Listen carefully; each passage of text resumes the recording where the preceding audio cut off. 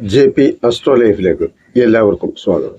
ഇന്ന് നിങ്ങളുമായി പങ്കുവയ്ക്കുന്നത് കർക്കിടക മാസഫലത്തെക്കുറിച്ചാണ്.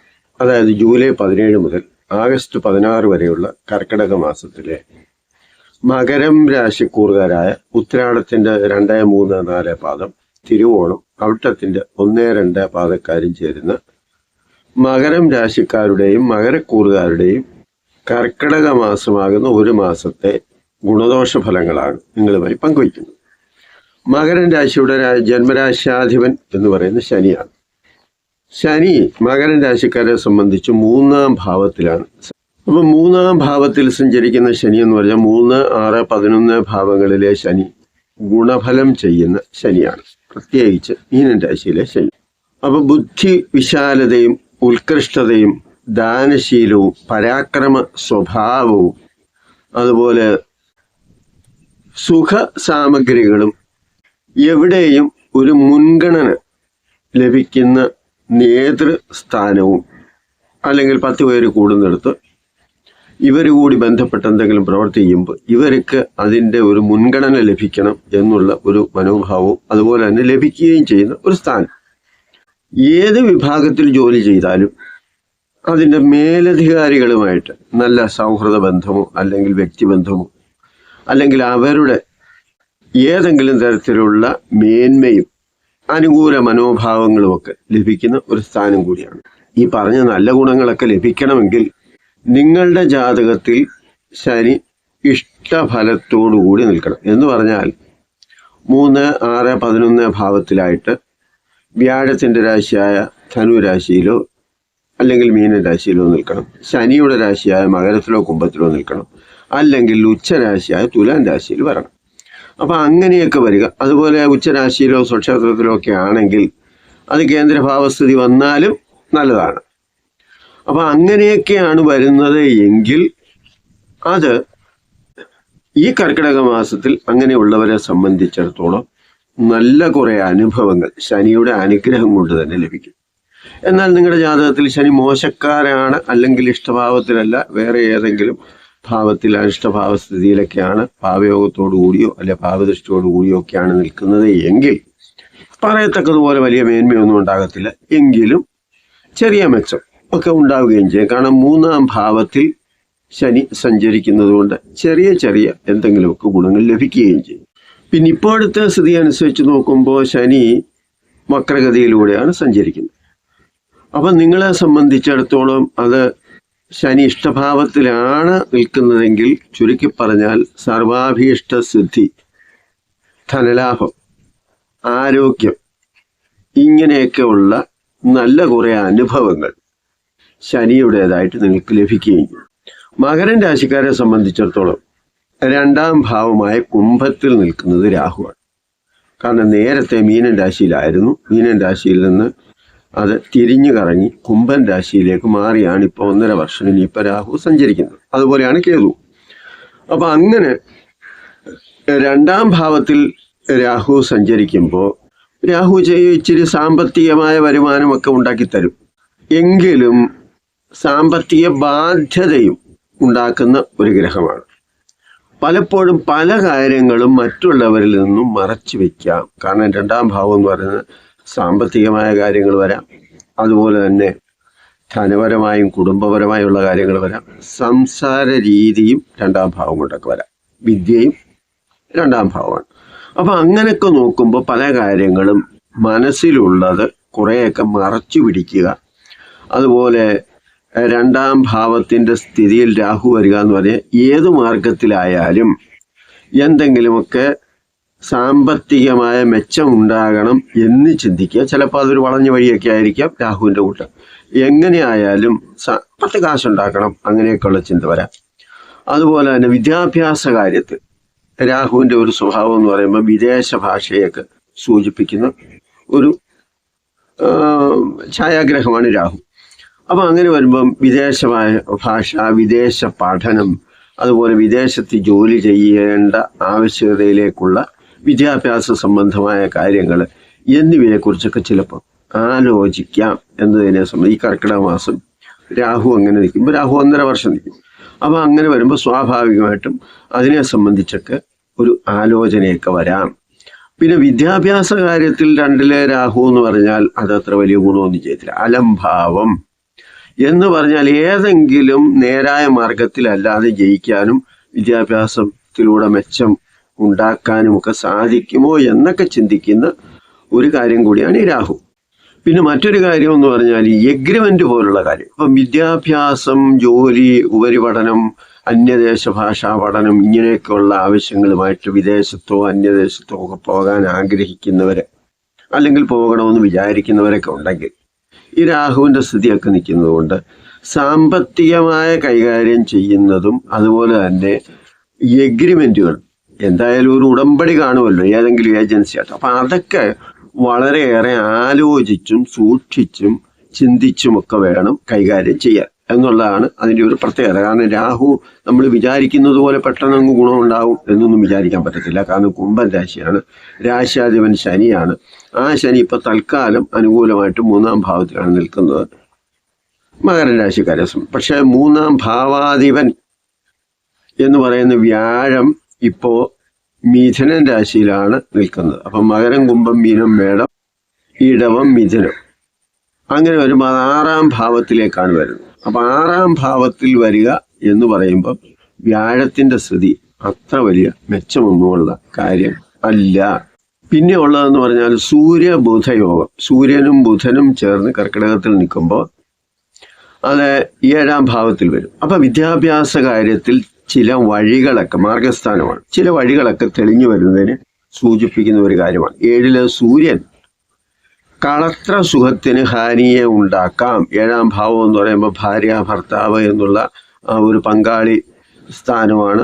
ദാമ്പത്യ ജീവിതത്തെയും അതുപോലെ മാർഗസ്ഥാനത്തെയും പലതിനെയും സൂചിപ്പിക്കുന്ന ഒരു സ്ഥാനമായതുകൊണ്ട് തന്നെ 7-ാം ഭാവത്തിൽ ആദിത്യൻ വരുമ്പോൾ കളത്ര സുഖഹാനി എന്ന് വേണമെങ്കിൽ പറയാം. അത് പങ്കാളിക്ക് ഒരുപക്ഷെ ആരോഗ്യ പ്രശ്നമാകാം. ഇപ്പൊ കഫക്കെട്ട്, ശ്വാസം മുട്ടല്, പനി, ഉദര രോഗങ്ങള് ഇങ്ങനെയൊക്കെയുള്ള ആരോഗ്യ പ്രശ്നങ്ങളൊക്കെ ചിലപ്പോൾ വിഷമത ഉണ്ടാക്കാം. അങ്ങനെയും വരാം. അതുപോലെ യാത്രാക്ലേശം ഉണ്ടാക്കാം. പിന്നെ മറ്റൊരു കാര്യം എന്ന് പറയുമ്പോൾ ആദിത്യൻ സർക്കാരിനെ സൂചിപ്പിക്കുന്ന ഒരു ഗ്രഹമായതുകൊണ്ട്, ഭരണകർത്താക്കളെ സൂചിപ്പിക്കുന്ന ഒരു ഗ്രഹമായതുകൊണ്ട് സർക്കാർ തലത്തിൽ എന്തെങ്കിലും ഒരു കാര്യം സാധിക്കാൻ ഒരു പ്രാവശ്യം പോകേണ്ടതിന് വരും ചിലപ്പോൾ 4-5 പ്രാവശ്യം പോകേണ്ടതായിട്ടും വരാം. എന്ന് പറയുമ്പോൾ യാത്രാക്ലേശവും ഡിലേയും അനുകൂലമല്ലാത്ത നിലപാടുകൾ പല കാര്യത്തിലും നമ്മൾ പോകുന്ന ആരെയാണോ നമ്മൾ സമീപിക്കുന്നത് അവരിൽ നിന്നൊക്കെ ഉണ്ടാകാനുള്ള സാധ്യതയും ഉണ്ട്. പിന്നെ ബുധനെ സംബന്ധിച്ചിടത്തോളം ആദിത്യ ബുധയോഗം എന്ന് പറയുമ്പോൾ നിപുണയോഗമാണ്. ബുധൻ അവിടെ ആദിത്യനോട് ചേർന്ന് നിൽക്കുമ്പോൾ ആദിത്യന് കർക്കിടകൻ രാശിയിൽ അത്ര വലിയ ബലത്തിന്റെ സ്വാധീനമൊന്നും പറയാനില്ലെങ്കിലും നിപുണയോഗം എന്ന നിലയിൽ വിദ്യാഭ്യാസ സംബന്ധമായ കാര്യത്തിനൊക്കെ അല്പം ഗുണത്തെയൊക്കെ നമുക്ക് വേണമെങ്കിൽ പ്രതീക്ഷിക്കാം. അത് നിങ്ങളുടെ ജാതകത്തിൽ ബുധൻ അനുകൂലമായ ഇഷ്ടഭാവത്തിൽ ബലവാനായിട്ടൊക്കെ നിൽക്കുകയാണെങ്കിൽ അതിൻ്റെതായ പ്രയോജനങ്ങളൊക്കെ ഉണ്ടാവുകയും ചെയ്യും. എന്ന് പറയുമ്പോൾ നല്ല സാമർഥ്യം, കലാപരമായ കഴിവുകൾ, താല്പര്യം, നല്ല പ്രൗഢിയോടെ വേഷവിധാനങ്ങളൊക്കെ ചെയ്ത് അതുപോലെ വിവാഹാദി കാര്യങ്ങളിലൊക്കെ താല്പര്യമുണ്ടാവുക, ജലവുമായി ബന്ധപ്പെട്ട കാര്യങ്ങളിൽ ഉപരിപഠനം നടത്താനുള്ള ആലോചന. ഇപ്പൊ ജലവുമായി ബന്ധപ്പെട്ടതെന്ന് പറഞ്ഞാൽ പെട്രോളിയം, നേവി, അങ്ങനെ ഒരുപാട് സാധ്യതകളുണ്ട്. അപ്പൊ ഇങ്ങനെയൊക്കെയുള്ള കാര്യങ്ങളുമായിട്ടൊക്കെ ബന്ധപ്പെട്ട് പഠിച്ചാലോ എന്നൊക്കെ ചിലപ്പോൾ ചിന്തിക്കാം. അല്ലെങ്കിൽ അത്തരം തൊഴിലുകളിൽ മേന്മയുണ്ടാകും എന്നുള്ള തരത്തിൽ ചിലപ്പോൾ ആലോചന വരാം. പെട്രോളിയം ഉൽപ്പന്നങ്ങളുടെ നിർമ്മാണശാലകളും ഒക്കെ ഉണ്ടല്ലോ. അപ്പൊ അങ്ങനെയൊക്കെയുള്ള ജോലികൾ. പിന്നെ 7-ലെ ബുധൻ മറ്റൊരു കാര്യം സൂചിപ്പിക്കുന്നു എന്ന് പറഞ്ഞാൽ സുഹൃത്തുക്കളുമായിട്ടൊക്കെ ആ നേരത്തെ ഉണ്ടായിരുന്ന ആ നല്ല ബന്ധമൊക്കെ ചിലപ്പോൾ ഒരു ചെറിയ മാറ്റമൊക്കെ വരും. ഒരു അകൽച്ചയും അങ്ങനെയൊക്കെ ഉണ്ടാകാനുള്ള സാധ്യതയും സൂചിപ്പിക്കുന്നുണ്ട്. അല്ലെങ്കിൽ അവരുമായിട്ടൊക്കെ ചില അഭിപ്രായ വ്യത്യാസങ്ങൾ, എല്ലാ കാര്യത്തിലും ഒന്നും എല്ലാവരും ഒത്തു നിൽക്കുക ഒക്കെ പ്രയാസമായിരിക്കും. അപ്പൊ അങ്ങനെയുള്ള കാര്യത്തിൽ ചില അഭിപ്രായ വ്യത്യാസങ്ങളൊക്കെ ഉണ്ടാകാം. ഇനി മകരൻ രാശിക്കാരെ സംബന്ധിച്ച് പറയുമ്പോൾ വ്യാഴം ശത്രുരാശിയിലും ശത്രുസ്ഥാനത്തും നിൽക്കുന്നത്. ഒന്നാമത്തെ കാര്യം ബുധന്റെ രാശിയിലാണ്, അത് ശത്രുരാശിയാണ്. 2ാമത് 6-ാം ഭാവത്തിലാണ്, അത് ശത്രുസ്ഥാനവുമാണ്. അപ്പൊ അങ്ങനെ വ്യാഴം വരുന്നത് ഒരു നല്ല അനുഭവം എന്ന് പറയാൻ പറ്റത്തില്ല. ബുദ്ധിപരമായ പിശക്. കാരണം സാമ്പത്തികമായ കാര്യങ്ങൾ, ബുദ്ധിപരമായ കാര്യങ്ങൾ, ഇതൊക്കെയാണല്ലോ സന്താനങ്ങളെ സംബന്ധിക്കുന്ന കാര്യങ്ങൾ, ഇതൊക്കെയാണ് ആത്മീയമായ കാര്യങ്ങൾ. അതുപോലെ തന്നെ ധാർമ്മികമായ കാര്യങ്ങൾ, ഇതെല്ലാം വ്യാഴത്തിന് മുൻഗണന നൽകുന്ന കാര്യങ്ങളാണ്. അപ്പൊ ബുദ്ധിപരമായ പിശക് വരാം, ബുദ്ധിമോശം സംഭവിക്കാം, സാമ്പത്തികമായ പ്രശ്നങ്ങൾ ഉണ്ടാകാം.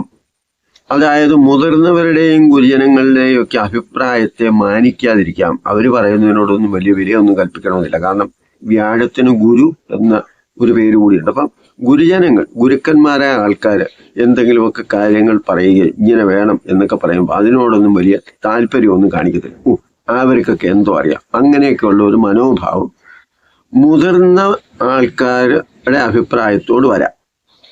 അതുപോലെ എന്തെല്ലാം സുഖ സൗകര്യങ്ങളൊക്കെ വന്നു ചേർന്നാലും അതിൻ്റെ ഒരു അനുഭവയോഗമില്ലാതെ വരിക. കാരണം 6-ാം ഭാവത്തിൽ വ്യാഴത്തിൻ്റെ ഒരു പൊതു സ്വഭാവമാണ്.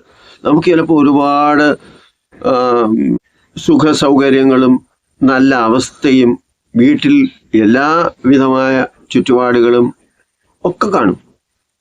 എന്തൊക്കെ ഉണ്ടായാലും ഒരു സ്വസ്ഥതയോ സുഖമോ മനസ്സിനൊരു സന്തോഷമോ ഒന്നും ഉണ്ടാകുന്ന ഒരു സാഹചര്യം വരുന്നില്ല എന്നുള്ള. അതാണ് ഈശ്വരാധീനം കുറയുക. പലപ്പോഴും ചിന്തിക്കുന്നതെല്ലാം തലതിരിഞ്ഞ രീതിയിലായിരിക്കും, നേരായ വഴിയല്ല, തലതിരിഞ്ഞ രീതി. അതാണ് ഈ ബുദ്ധിമോശം എന്നൊക്കെ പറഞ്ഞ്, കിഴിഞ്ഞ ബുദ്ധി എന്നൊക്കെ പറയില്ലേ. അപ്പം നല്ല കാര്യങ്ങളൊന്നും തലയിലോട്ട് കയറത്തില്ല, അതിനോടൊന്നും വലിയ താല്പര്യം തോന്നത്തില്ല. അപ്പം അങ്ങനെയൊക്കെ വരുമ്പോൾ ഈശ്വരാധീനം കുറയും. ഈശ്വര വിചാരവും ദൈവവിചാരവും ഒക്കെ ക്രമേണ കുറഞ്ഞ് മടിയും അലസതയും ഒക്കെ വന്നുകൂടുന്ന ഒരു സാഹചര്യമാണ് ഈ 6-ലെ വ്യാഴം സൂചിപ്പിക്കുന്നത്. മറ്റൊരു കാര്യം എന്ന് പറയുമ്പം ആഭിചാര കർമ്മങ്ങളോടൊക്കെ ഒരു താല്പര്യം വരും. അതായത് നേരായ വഴിയിലൂടെ പോകുന്നതിന് പകരം അല്പം വളഞ്ഞ വഴിയിലൂടെ, ഏതെങ്കിലുമൊക്കെ കുറുക്കു വഴിയിലൂടെ കാര്യം സാധിക്കാൻ പറ്റുമോ? അപ്പം ഇങ്ങനെയൊക്കെ ആണെങ്കിൽ വലിയ നോവില്ലാതെ എന്താണോ ഉദ്ദേശിക്കുന്നത് അതൊക്കെ സാധിക്കാൻ പറ്റുമോ എന്ന് ചിന്തിക്കുന്ന ഒരു രീതിയും അത്തരം ചിന്താഗതിയുമൊക്കെ ഉണ്ടാകാം. വ്യാഴം ജാതകത്തിൽ അനുകൂലമല്ലാതെ മോശമായിട്ട് നിൽക്കുന്നവരെ സംബന്ധിച്ചിടത്തോളം ഈ കർക്കിടക മാസം അല്ലെങ്കിൽ ഈ 6-ൽ വ്യാഴം സഞ്ചരിക്കുന്ന ഒരു വർഷമാണ്, അടുത്ത മെയ് വരെ. അപ്പം ആ സമയത്ത് വളരെയേറെ ശ്രദ്ധിച്ചും സൂക്ഷിച്ചും മുന്നോട്ട് പോകുന്നത് നല്ലതായിരിക്കും. ഇനി വ്യാഴം ജാതകത്തിൽ അനുകൂലമായിട്ടും അതുപോലെ തന്നെ ദശാപഹാര കാലങ്ങളൊക്കെ നിങ്ങൾക്ക് കുറേ അനുകൂലമായിട്ടൊക്കെ വ്യാഴം ഇഷ്ടഭാവത്തിൽ ബലവാനായിട്ടൊക്കെ നിൽക്കുകയാണെങ്കിൽ 6-ാം ഭാവത്തിലെ വ്യാഴം ഒരുപാട് വലിയ ഗുണമൊന്നും ചെയ്തില്ലെങ്കിലും അത്ര വലിയ ദോഷമൊന്നും ഉണ്ടാക്കി തരത്തില്ല. കാരണം ഈശ്വരാധീനം ഒരു ഭാഗത്തുണ്ട്, തൽക്കാലം ഇപ്പോൾ സഞ്ചരിക്കുമ്പോൾ അത് ഇച്ചിരി മോശമാണ് എന്നത് മാത്രമേ വരുന്നുള്ളൂ. അപ്പം വലിയ വലിയ പ്രശ്നങ്ങളൊന്നും ഉണ്ടാകാതെ കുറേയൊക്കെ അഡ്ജസ്റ്റ് ചെയ്തൊക്കെ പോകും. എന്നാൽ വ്യാഴം അനുകൂലമല്ലെങ്കിലോ തൊടുന്നതെല്ലാം ചിലപ്പോൾ പ്രശ്നമായിട്ട് വരും. ശുക്രൻ ബലവാനായി ഇടവൻ രാശിയിൽ നിൽക്കുകയാണ്. അപ്പം അങ്ങനെ വരുമ്പോൾ മകരൻ രാശിക്കാരെ സംബന്ധിച്ചിടത്തോളം അത് 5-ാം ഭാവമായിട്ട് വരും. ജൂലൈ 26-ന് മിഥുനൻ രാശിയിലേക്ക് മാറും. അപ്പം സന്താന ലാഭം, പ്രത്യേകിച്ച് സുന്ദരികളായ സ്ത്രീ സന്താനങ്ങളെ 5-ാം ഭാവം സന്താന ഭാവമാണ്. അപ്പം ഇടവൻ രാശിയിൽ സ്വക്ഷേത്ര ബലവാനായി നിൽക്കുന്ന ശുക്രനെ സംബന്ധിച്ച് പറയുമ്പോൾ സുന്ദരികളായ സ്ത്രീ സന്താനങ്ങളെ ലഭിക്കാം എന്നുള്ളതാണ്. അങ്ങനെയൊക്കെ താല്പര്യമുള്ളവരെ, അത്തരം സാഹചര്യമുള്ളവരെ സംബന്ധിച്ച്. അതുപോലെ തന്നെ ഈ നിങ്ങളുടെ ജാതകത്തിൽ ഒരു പക്ഷേ 5-ാം ഭാവത്തിൽ ഇതുപോലെ ഇടവൻ രാശിയിലോ അല്ലെങ്കിൽ തുലാൻ രാശിയിലോ അല്ലെങ്കിൽ മീനൻ രാശിയിലോ 5-ാം ഭാവമായിട്ടാണ് ശുക്രൻ നിൽക്കുന്നത് എങ്കിൽ തീർച്ചയായിട്ടും സുന്ദരികളായ മക്കളെ, അവരുടെ വിദ്യാഭ്യാസം, ജോലി, അവരുടെ ഉയർച്ച, ഇതൊക്കെ തന്നെ നിങ്ങൾക്ക് അനുകൂലമായിട്ട് വരികയും ചെയ്യും. പിന്നെ ശുക്രനെ സംബന്ധിച്ചിടത്തോളം കർമാധിപത്യം കൂടിയുണ്ട്. മകരൻ രാശിക്കാരെ സംബന്ധിച്ച് 10-ാം ഭാവാധിപനും കൂടാണ്. അപ്പൊ ഈ ശുക്രന് കർമാധിപത്യം വരിക എന്ന് പറയുമ്പോൾ അധികം ബുദ്ധിമുട്ടില്ലാത്ത ജോലി എന്ന് പറഞ്ഞാൽ കായികമായ അധ്വാനം വളരെയേറെ ഇല്ലാത്ത ജോലി, അല്പം സുഖമുള്ള ജോലി എന്ന് വേണമെങ്കിൽ പറയാം.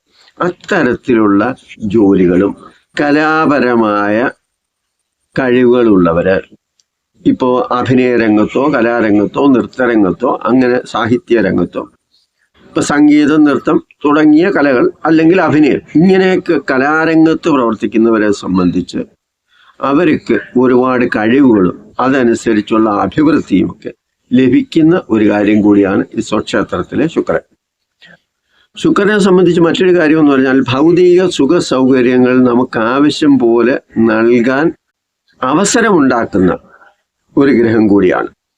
അപ്പോൾ ധനലാഭം, ബുദ്ധി സാമർഥ്യം, അതുപോലെ ഏതെങ്കിലും ഗ്രൂപ്പിൻ്റെയോ സംഘടനയുടെയോ നേതൃസ്ഥാനത്ത് എത്തുകയും അവരുടെ ഒരു ലീഡറായിട്ടൊക്കെ പ്രവർത്തിക്കാനുള്ള സാഹചര്യമൊക്കെ ഉണ്ടാവുകയും ചെയ്യാം.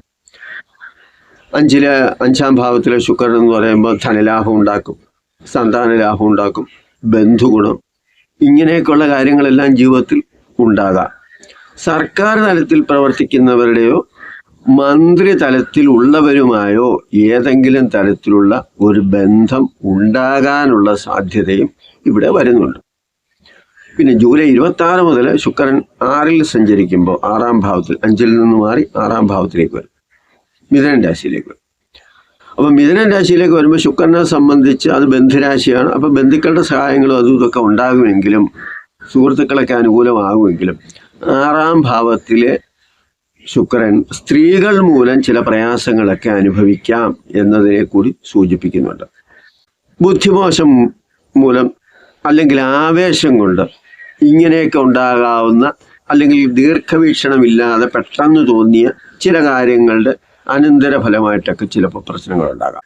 അതുപോലെ സ്ത്രീകളെ സംബന്ധിച്ച് നമുക്ക് അനുകൂലമാണ്, നമ്മുടെ കൂടെയാണ് നിൽക്കുന്നത്, നമ്മുടെ എന്തു പറഞ്ഞാലും നമ്മളോടൊപ്പം നിൽക്കും എന്നൊക്കെ വിശ്വസിച്ച് മുന്നോട്ട് പോയിക്കൊണ്ടിരുന്നവരും ചിലപ്പോൾ അവർ തിരിയാം.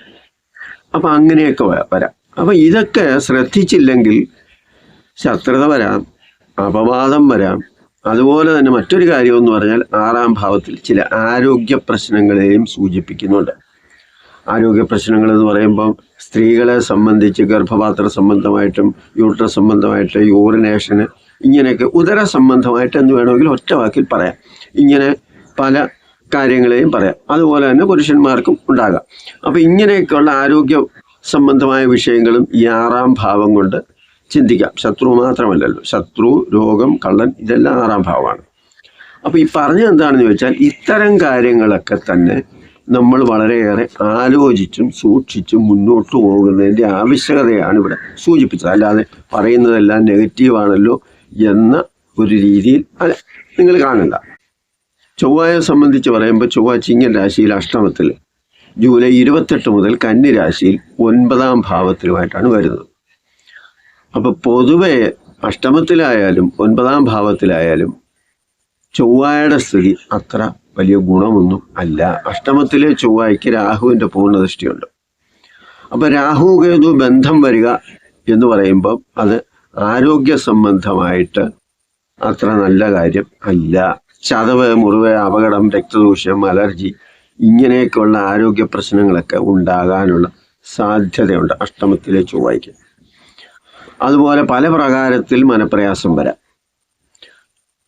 ചിലര് വാശി തീർക്കാനും, കാരണം ചൊവ്വയുടെ ഒരു പ്രത്യേകത എന്ന് പറയുന്നത് തന്നെ ധൈര്യം, വീര്യം, പരാക്രമം, ആവേശം, എടുത്തിയാട്ടം, ഇങ്ങനെയൊക്കെയുള്ള ഒത്തിരി കാര്യങ്ങളുണ്ടല്ലോ.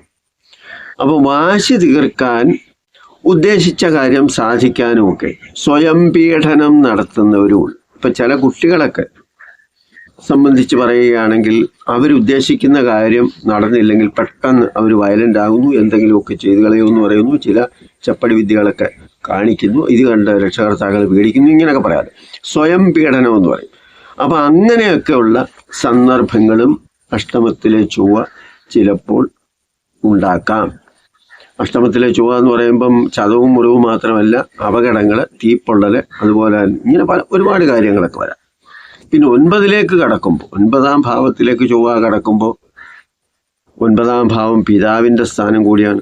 അപ്പോൾ പിതാവിനെ ചിലപ്പോൾ ശത്രുവായി കാണാൻ ശ്രമിക്കും, പിതാവിൻ്റെ അഭിപ്രായങ്ങളെ മാനിക്കത്തില്ല ഒരു തരത്തിൽ. മറ്റൊരു തരത്തിൽ പറഞ്ഞാൽ പിതാവിൻ്റെ ആരോഗ്യസ്ഥിതിയും ചിലപ്പോൾ മോശമാകാം. ഈ പറഞ്ഞതുപോലെ ചൊവ്വയല്ലേ, ഈ പറഞ്ഞതുപോലെ ഏതെങ്കിലും തരത്തിലുള്ള ചില ബുദ്ധിമുട്ടുകളും പ്രയാസങ്ങളും ഒക്കെ ഉണ്ടാകാം. അതുപോലെ തന്നെ 9-ാം ഭാവം എന്ന് പറയുമ്പോൾ ഗുരുജനങ്ങളെ സൂചിപ്പിക്കുന്നതാണ്, പിതൃസ്ഥാനത്ത് നിൽക്കുന്നവരെ സൂചിപ്പിക്കുന്നതാണ്, പ്രായമുള്ളവരെ സൂചിപ്പിക്കുന്നത്. അപ്പം ഇങ്ങനെയൊക്കെ ഉള്ളവരുടെ അഭിപ്രായങ്ങൾ അവരെന്ത് പറഞ്ഞാലും അതിനൊന്നും വലിയ വിലയൊന്നും കൽപ്പിക്കത്തില്ല എന്നുള്ളതാണ് അതിൻ്റെ ഒരു സൂചന. അതുപോലെ ചൊവ്വയുടെ ഒരു മറ്റൊരു കാര്യമാണ് ദേഷ്യം, കോപം, ഇങ്ങനെയൊക്കെയുള്ള. അപ്പൊ സ്വഭാവത്തിൽ ചില മാറ്റങ്ങളൊക്കെ വരാം. ചിലപ്പോൾ ചിലതെല്ലാം നശിപ്പിച്ചെന്നും വരാം. കാരണം ഈ സ്വയം പീഡനം എന്ന് പറഞ്ഞതുപോലെ തന്നെ 8ലും 9ലും ഒക്കെ വരുന്ന ചൊവ്വ എന്ന് പറയുമ്പോൾ ചിലതൊക്കെ ചിലപ്പോൾ നശിപ്പിച്ചെന്നും വരാം. സൂര്യനും വ്യാഴവും ചൊവ്വായും അനുകൂലമല്ലാത്ത ഒരു മാസമാണ് മകരം രാശിക്കാരെ സംബന്ധിച്ചിടത്തോളം ഉള്ളത്. അപ്പൊ ഈശ്വരനാമം ജപിച്ച് ശിവന് ധാരയും അർച്ചനയും ഒക്കെ നടത്തി മുന്നോട്ട് പോകുമ്പോൾ ആദിത്യനെ സംബന്ധിക്കുന്ന ദോഷത്തിന്, അതായത് നല്ലത് പറഞ്ഞാൽ ചെവിയെ കയറാത്ത അവസ്ഥ, പിതൃജനങ്ങളോ അല്ലെങ്കിൽ അതുപോലെ പ്രായമുള്ളവരോ ഗുരുജനങ്ങളോ ആരെങ്കിലും എന്തെങ്കിലും നല്ല കാര്യം പറഞ്ഞാലും ഉപദേശിച്ചാലും അതെല്ലാം ശത്രുതാപരമായി കാണുന്ന അവസ്ഥ, ഇതിനൊക്കെ ചിലപ്പോൾ ഒരു മാറ്റമൊക്കെ വരാം. മറ്റൊരു കാര്യം എന്ന് പറഞ്ഞാൽ വ്യാഴത്തിൻ്റെ സ്ഥിതിയാണ്. വ്യാഴത്തിൻ്റെ സ്ഥിതി എന്ന് പറയുമ്പം ദൈവാധീനമാണ്. നമ്മുടെ ജീവിതത്തിൽ പലപ്പോഴും നല്ലതും ചീത്തയുമായ അനുഭവങ്ങൾ വരുമ്പോൾ ആ മോശമായ ഫലങ്ങളുടെ തീവ്രത കുറച്ച് കിട്ടുക. പലപ്പോഴും പലരും പല കാര്യത്തിലും സംസാരിക്കാറുണ്ടല്ലോ, ദൈവാധീനം കൊണ്ടാണ് ഞാൻ രക്ഷപ്പെട്ടത്, എനിക്ക് കുഴപ്പമൊന്നും പറ്റിയില്ല, അങ്ങനെയൊക്കെ. അപ്പം അതെല്ലാം ദൈവാധീനം ഉള്ളവരെ സംബന്ധിച്ച് പലരിൽ നിന്നും നമുക്ക് മോചനം ഉണ്ടാക്കാൻ കഴിയും, പല ആപത്തുകളിൽ നിന്നും ദുരിതങ്ങളിൽ നിന്നൊക്കെ.